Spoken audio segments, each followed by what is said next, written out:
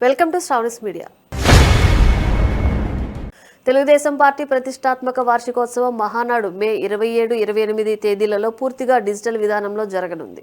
ఇంధన పొదుపు ప్రధాని నరేంద్ర మోదీ పిలుపు మేరకు ఈ నిర్ణయం తీసుకున్నారు. రాష్ట్ర వ్యాప్తంగా మొత్తం 1848 క్లస్టర్ల ద్వారా ఈ కార్యక్రమాన్ని నిర్వహిస్తున్నారు. పార్టీ శ్రేణులు, కార్యకర్తలు తమ స్థానిక క్లస్టర్ల వేదికల వద్ద పాల్గొనేలా ఏర్పాట్లు చేశారు. ముఖ్యమంత్రి చంద్రబాబు నాయుడు, మంత్రి నారా లోకేష్లు వర్చువల్ జూమ్ ద్వారా ఈ డిజిటల్ మహానాడులో పాల్గొని ప్రసంగిస్తారు.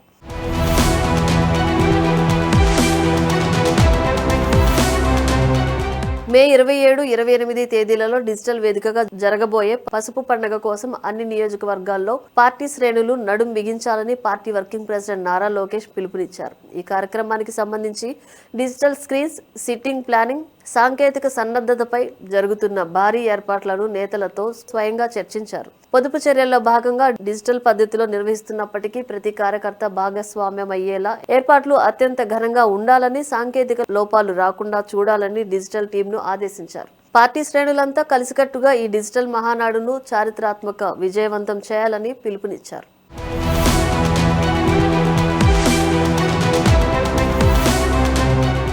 డిజిటల్ గా కనెక్ట్ అవుదాం, మహానాడును ఘన విజయం చేసుకుందాం అని లోకేష్ పిలుపునిచ్చారు. తెలుగుదేశం పార్టీ అంటే కార్యకర్తల పార్టీ అని వ్యాఖ్యానించారు. ప్రతి కార్యకర్తకు న్యాయం చేయడమే తెలుగుదేశం పార్టీ లక్ష్యం అన్నారు. పార్టీ కార్యకర్తల కోసం ఎన్నో సంక్షేమ కార్యక్రమాలు అమలు చేస్తున్నట్లు లోకేష్ గుర్తు చేశారు. పరిస్థితులు చక్కబడిన వెంటనే సాధ్యమైనంత త్వరలో అందరినీ ప్రత్యక్షంగా కలిసేందుకు ప్రయత్నం చేస్తానని లోకేష్ హామీ ఇచ్చారు.